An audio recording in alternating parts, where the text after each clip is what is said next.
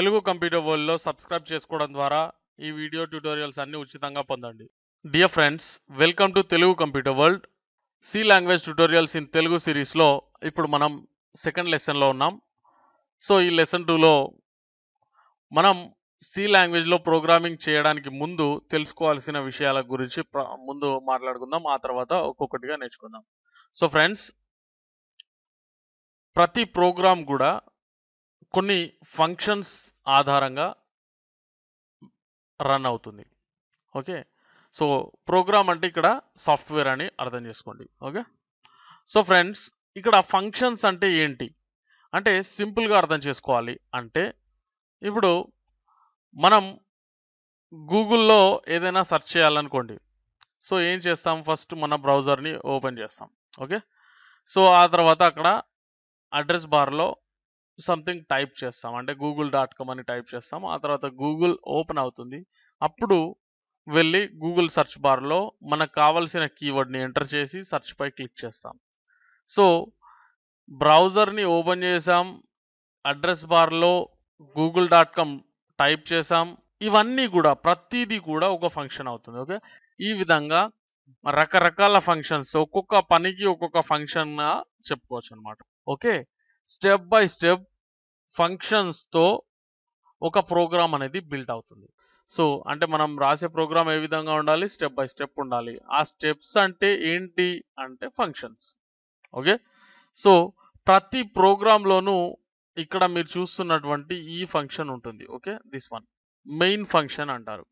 అంటే మీ computer run చేసేటువంటి ప్రోగ్రాంలో అది వెళ్ళి ఏం వెతుకుతుంది అంటే మెయిన్ ఫంక్షన్ని వెతుకుతుంది. సో మెయిన్ ఫంక్షన్లో ఉన్నటువంటి విషయాలు మాత్రమే అది రన్ చేస్తుంది, ఒక రకంగా చెప్పాలంటే. అంటే బయట ఫంక్షన్స్ ఉండవా అంటే ఉంటాయి, కానీ అవి మెయిన్ ఫంక్షన్లో దానికి సంబంధించిన రెఫరెన్స్ని మనం పెట్టినప్పుడు మాత్రమే దాన్ని రన్ చేస్తుంది. అంటే మెయిన్ ఫంక్షన్తో సంబంధం లేకుండా ఏ ప్రోగ్రామ్ లేదా ఏ ఫంక్షన్ రన్ అవ్వదు అనమాట. ఓకే, వేరే ఫంక్షన్ ఏది కూడా మెయిన్ ప్రోగ్రామ్కి లింకప్ చేయకుండా అది రన్ అవ్వదు. అండ్ ఇక్కడ ఉన్నటువంటి ఇది కూడా ఒక ఫంక్షనే. ఓకే, సో ఈ ఫంక్షన్ ఏం చేస్తుందంటే మనం బిల్డ్ అనేది కొట్టినప్పుడు ఇక్కడ హలో తెలుగు కంప్యూటర్ వరల్డ్ అని మనకు ప్రింట్ చేస్తుంది. సో సంథింగ్ ప్రింట్ చేయమని చెప్పేటువంటి ఫంక్షన్ అనమాట ఇది. ఓకే, సో ఈ విధంగా మనం స్టెప్ బై స్టెప్ ఫంక్షన్స్ అనేవి రాసుకుంటాం. అండ్ ఇక్కడ మీరు తెలుసుకోవాల్సింది మరొకటి ఉంది, రిటర్న్ 0. ఓకే, సో ఇక్కడ మెయిన్ ఫంక్షన్లో దాదాపుగా రిటర్న్ 0 అనేది ఉంటుంది, ఖచ్చితంగా ఉంటుంది. రిటర్న్ అనేది ఏం చేస్తుందంటే మీ ప్రోగ్రామ్ ఎండింగ్లో ఉంటుంది అండ్ ఇది కంప్లీట్గా పర్ఫెక్ట్గా ఎగ్జిక్యూట్ అయ్యింది అని చెప్తుంది అనమాట. అండ్ ఇంకో విషయం ఏంటంటే ప్రతి ఫంక్షన్ కూడా ఏదో ఒకటి రిటర్న్ చేయాల్సి ఉంటుంది. సో మెయిన్ ఫంక్షన్లో 0ని రిటర్న్ చేస్తే మీ ప్రోగ్రామ్ పర్ఫెక్ట్గా రన్ అయింది అని అర్థం. అండ్ ఒక్కొక్కసారి మనం రిటర్న్ 1 అని కూడా ఇస్తాం. సో అది ఒక ఎర్రర్ అనమాట. దాని గురించి ఇప్పుడు మనం మాట్లాడుకోవాల్సిన అవసరం లేదు. సో మెయిన్ ఫంక్షన్ వరకు రిటర్న్ 0 అంటే మీ ప్రోగ్రామ్ పర్ఫెక్ట్గా రన్ అయిందని అర్థం.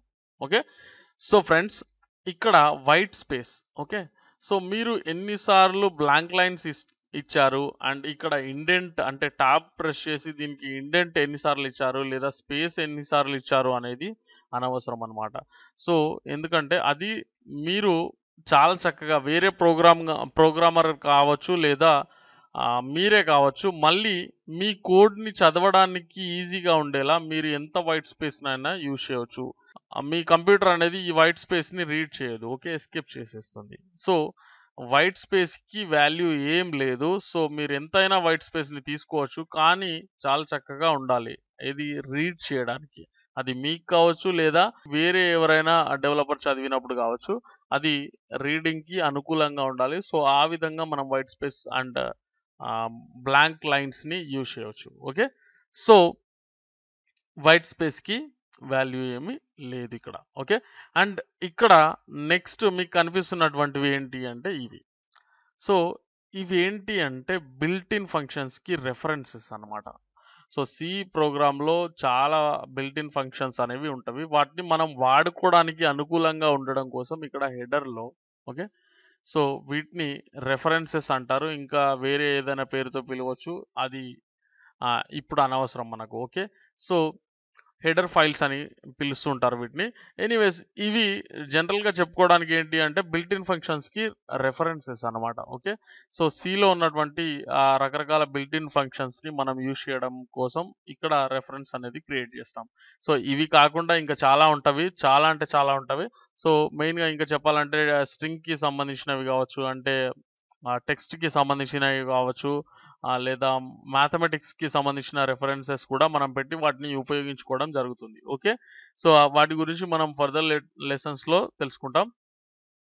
సో, ఇవేంటి అంటే బిల్ట్ ఇన్ ఫంక్షన్స్‌ని యూజ్ చేయడం కోసం మనం వాడుతున్నటువంటి రెఫరెన్సెస్ అని మీరు అర్థం చేసుకుంటే చాలు ఇక్కడి వరకు. ఓకే. సో, ముందుగా ఇది తీసేద్దాం.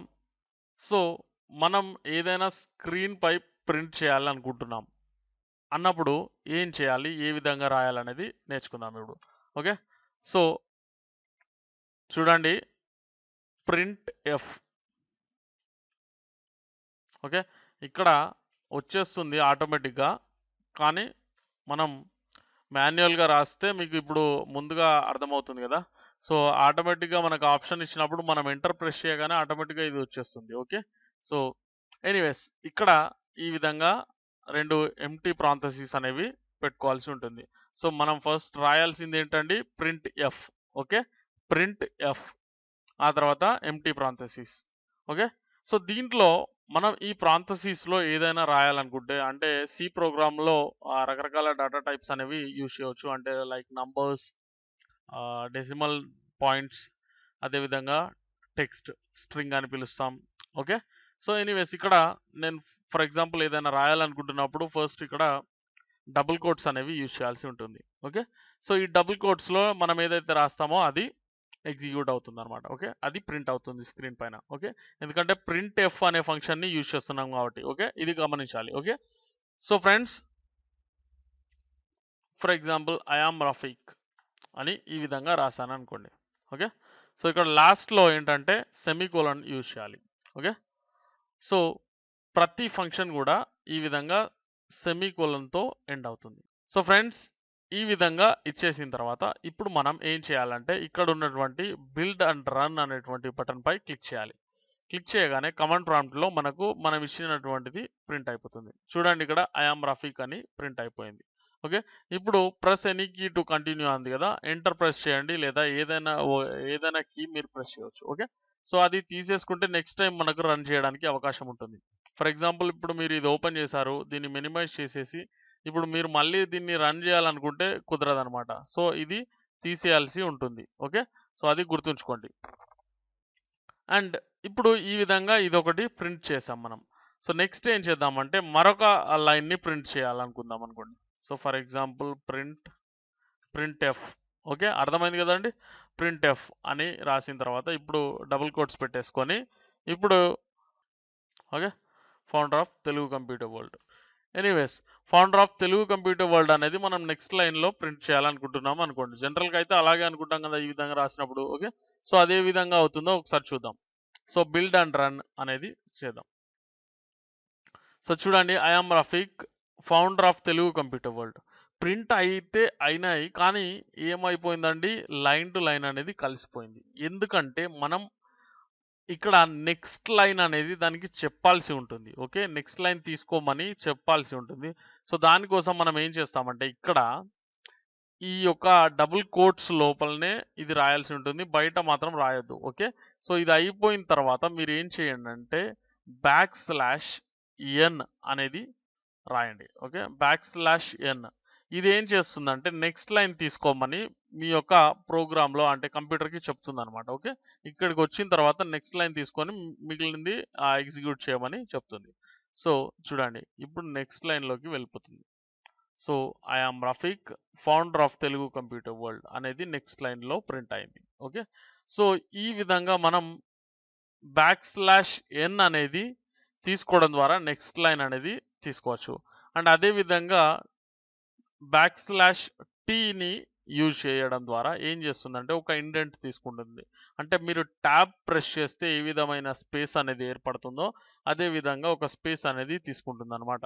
ఓకే. సో, ఒక ఇండెంట్ అన్నమాట. ఓకే. ట్యాబ్ ప్రెస్ చేసినప్పుడు ఈ విధంగా తీసుకుంటుంది కదా! అదే విధంగా ఇక్కడ తీసుకోవడం జరిగింది. I am Rafiq, founder of Telugu computer world. Okay. And దీంతో పాటుగా \a అనేది మీరు తీసుకున్నప్పుడు ఏం చేస్తుందంటే ఇక్కడ ఒక బీప్ సౌండ్ అనేది క్రియేట్ చేస్తుంది. ఒకసారి చూడండి, బిల్డ్ అండ్ రన్. సో ఈ విధంగా ఒక అలారం సౌండ్ లేదా బీప్ సౌండ్ అనేది అది క్రియేట్ చేస్తుంది.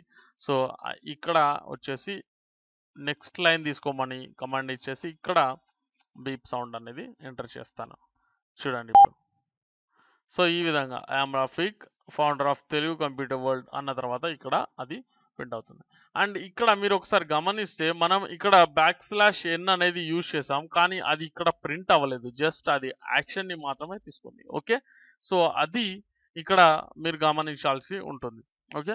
ఇక్కడ \a అనేది మనం యూజ్ చేసాం, కానీ అది ఇక్కడ ప్రింట్ అవ్వలేదు. జస్ట్ దానికి సంబంధించిన రిజల్ట్ ఏదైతే ఉంటుందో అది ఎగ్జిక్యూట్ చేసేసింది మనకు కంప్యూటర్. ఓకే. సో ఈ విధంగా మనకు సి ప్రోగ్రామింగ్ లాంగ్వేజ్ అనేది పనిచేస్తుంది అనమాట. ఓకే. ఏదైనా డౌట్ ఉంటే నాకు కామెంట్ ద్వారా తెలియజేయండి, నేను డెఫినెట్గా రిప్లై ఇస్తాను.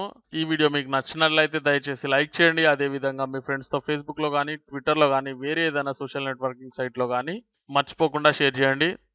Thanks for watching. Please subscribe.